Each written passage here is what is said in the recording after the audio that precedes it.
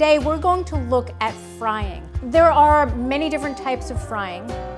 We're going to look at deep frying, which is in, as it sounds, a deep pot with a lot of oil. If you get this right, you will have perfectly golden, crispy seafood every single time.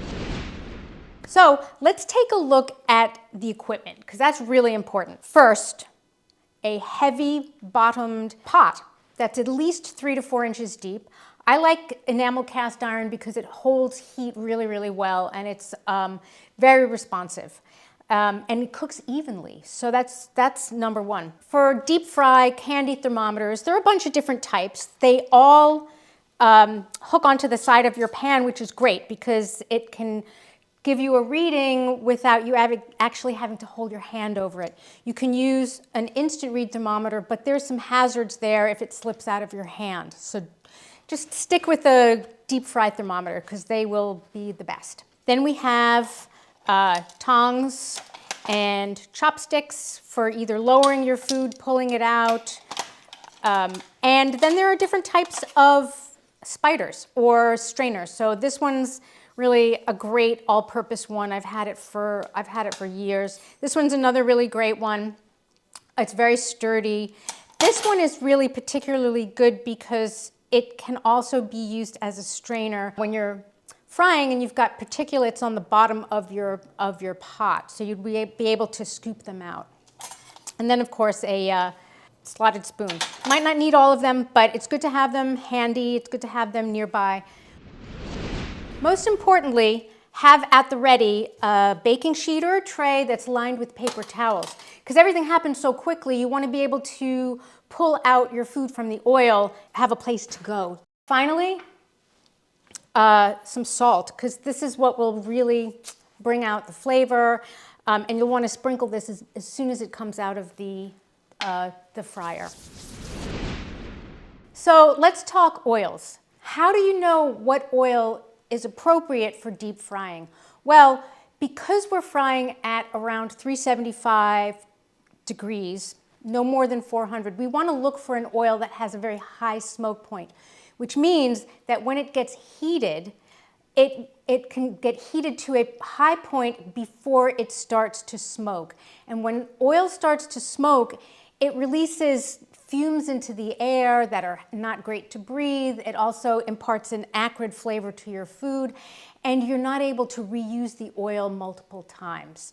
So look for an oil like avocado oil, grapeseed oil, even vegetable oil, which is soybean oil.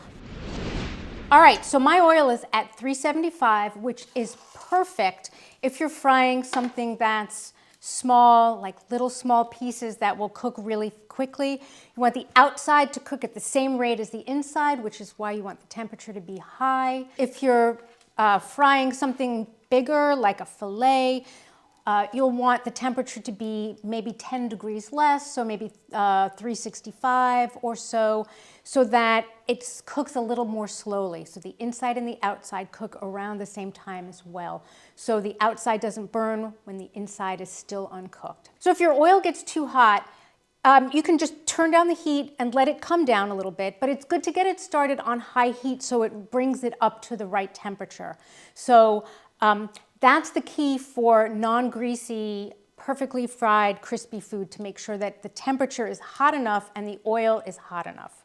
So I'm going to start with these delightful little, these are cod. This is fish fingers. And you can hear it sizzling. It's perfect. The temperature is great. You don't want to add too many pieces because that will bring the temperature of the oil down dramatically. 4 or 5 pieces at a time. It's not bad. I'm going to add a couple more. It's hard to crowd it if it's a big pot and the pieces are small. So we'll give it about 30 seconds to a minute for something that's this small and this delicate. And you can sort of give it a little look, give it a little stir to see how it's progressing. You want to make sure that they don't stick together, so a gentle stir. And then just let it go. So you can hear it sizzling and bubbling and popping. That's some of the moisture that's inside the fish being released. You want to make sure your fish is really, really dry before you bread it, because the oil and water just do not mix. And you don't want the oil to be splattering all over the place, possibly creating an oil fire. So this has been like, I don't know, 30, 45 seconds, a minute, and look how perfectly golden they are. Take them out. And immediately give them a hit of salt. I like to use kosher salt because the crystals are small enough, but they don't dissipate and disappear. So something like little nuggets, they might cook even faster. So you can put a whole spoonful in there. So my oil temperature has fallen to about 360. So I'm going to turn up the heat a little bit and let it come back up to temperature. It's not going to affect this batch of food right now, but when I want to put the next batch in, I want to make sure that the temperature is back up to where it needs to be. Okay, and these look great. This is exactly what you want. Golden on the outside, really crisp, very light. There's no trace of greasiness. And then remember the salt. Give it a good shake, and then wait for the temperature to come back. Pop this one in.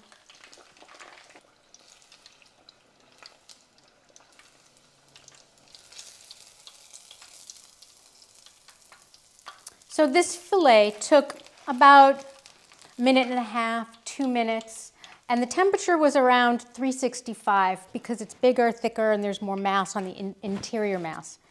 But again, it gets the same treatment, a little sprinkle of salt, and then it's ready for eating. If you want to be able to use your oil again, you'll want to make sure that all of the browned golden bits are removed.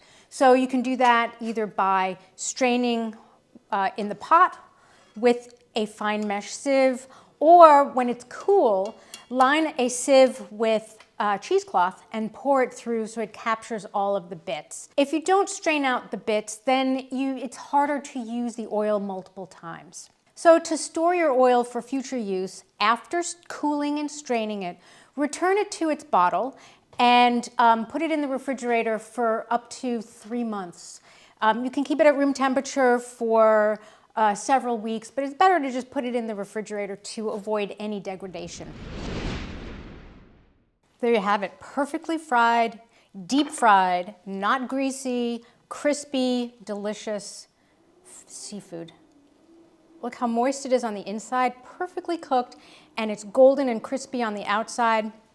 A little squeeze of lemon, and you've already sprinkled it with salt. I don't know if you could hear that. It's very crunchy. Crunchy and delicious. Thanks so much for watching. For more recipes and tips and techniques, just visit the website and go to the culinary pages and look for recipes, cooking guides, inspiration. So until next time, stay wild and get frying.